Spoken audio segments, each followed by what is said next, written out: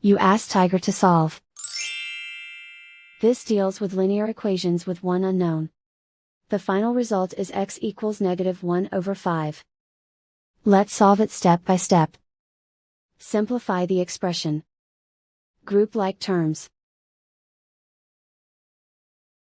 Simplify the arithmetic. Group all constants on the right side of the equation.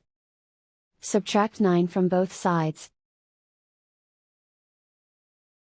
Simplify the arithmetic.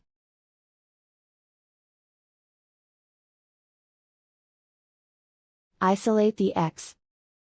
Divide both sides by 5. Simplify the fraction.